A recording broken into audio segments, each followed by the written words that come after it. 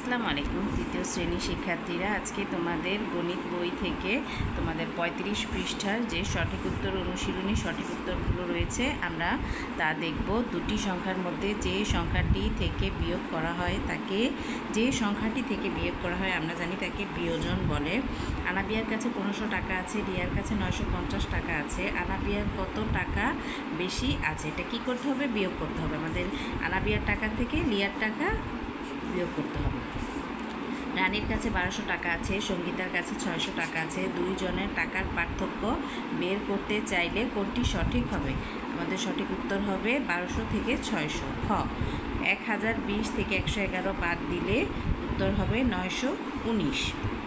আর রিয়াজ 1850 টাকার একটি ইলিশ মাছ কিনে বিক্রেতাকে 2000 টাকা দিল। বিক্রেতা তাকে কত টাকা ফেরত দিল? 2000 টাকা থেকে আমরা যদি 1850 টাকা বিয়োগ করি তা আমাদের উত্তর হবে 150। এরপরে আমরা দেখব এখানে 2 নম্বরে 3টি সংক্ষিপ্ত প্রশ্নের উত্তর রয়েছে। বিয়োগের সময় কোন স্থানীয় মান থেকে বিয়োগ শুরু করতে হয়? আমরা জানি যোগ হোক বিয়োগ হোক দুটি ক্ষেত্রে একক স্থানীয় মান থেকে বিয়োগ করতে হয়। তাহলে বিয়োগের সময় একক স্থানীয় মান থেকে বিয়োগ শুরু করতে হয়। বিয়োজ্য কি?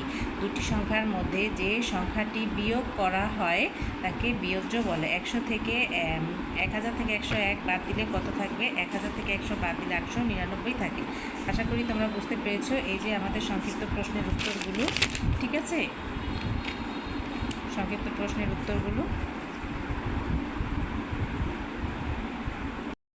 তৃতীয় শ্রেণীর শিক্ষার্থীরা, আসসালামু আলাইকুম। দেখো তোমাদের জন্য আজকে নিয়ে এসেছি তোমাদের যে গণিত বই রয়েছে সেটা 36 পেজের যে অঙ্কের অনুশীলনী রয়েছে বিয়োগ অঙ্কগুলো, সেগুলো সমাধান।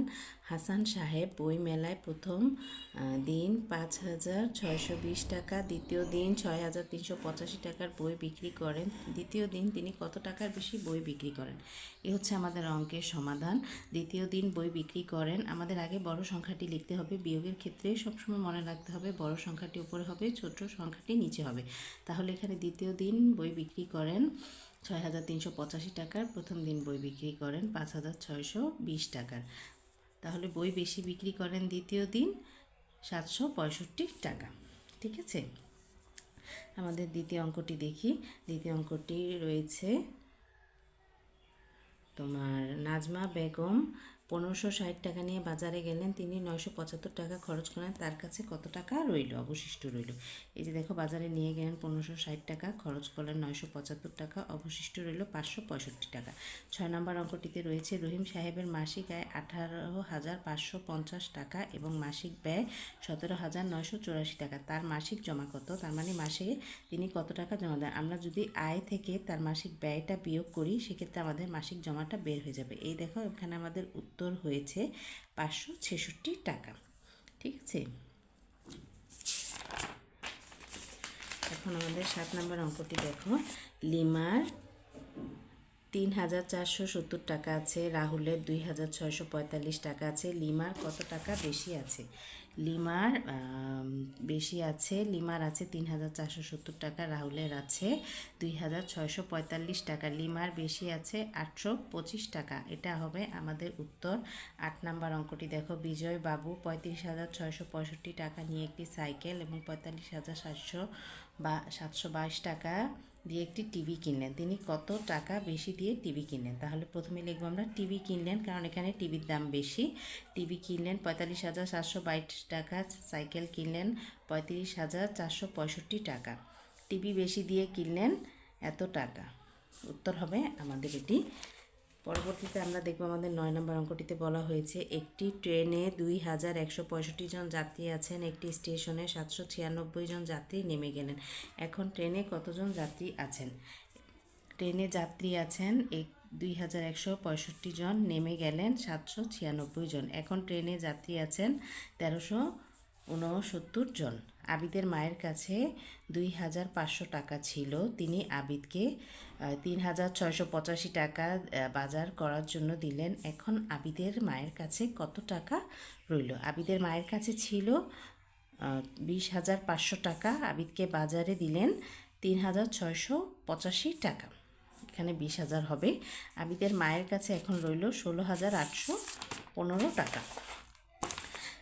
এখানে নাসিমা বেগম বছরে বছরে এত লক্ষ 10 লক্ষ টাকা 1 লক্ষ টাকা আয় করেন এবং 88,775 টাকা ব্যয় করেন, বছরে কত টাকা জমা থাকে? তাহলে নাসিমা বেগম বছরে 1 লক্ষ টাকা আয় করেন এবং 88,775 টাকা ব্যয় করেন, বছরে আয় করেন 1 লক্ষ টাকা, ব্যয় করেন 88,775 টাকা, বছরে জমা থাকে তার 11,245 টাকা। এখানে এই অঙ্কটি রয়েছে, খালি ঘর দিয়ে অঙ্কটি দিয়ে একটি গল্প তৈরি করতে বলা হয়েছে। তাহলে আমরা গল্পটি তৈরি করেছি। মিনার বাবার কাছে 1250 টাকা ছিল। 1250 টাকা থেকে বাবা জামা কিনতে মিনাকে 960 টাকা দিলেন। বাবার কাছে কত টাকা রইল? ঠিক আছে, এটাই আমরা পরে অঙ্কটি সমাধান করব। এই হচ্ছে আমাদের বাবার কাছে ছিল 1250 টাকা, মিনাকে দিলেন 960 টাকা, বাবার কাছে রইল 290 টাকা। আমাদের উত্তর হবে 290 টাকা। আশা করি তোমাদের বুঝতে কোনো সমস্যা হবে না। তোমাদের বুঝতে সমস্যা হলে অবশ্যই আমাকে কমেন্ট করে জানাবে এবং আমার ভিডিওটি যদি তোমাদের ভালো লেগে থাকে অবশ্যই লাইক, কমেন্ট, শেয়ার করে এবং সাবস্ক্রাইব করে দেবে।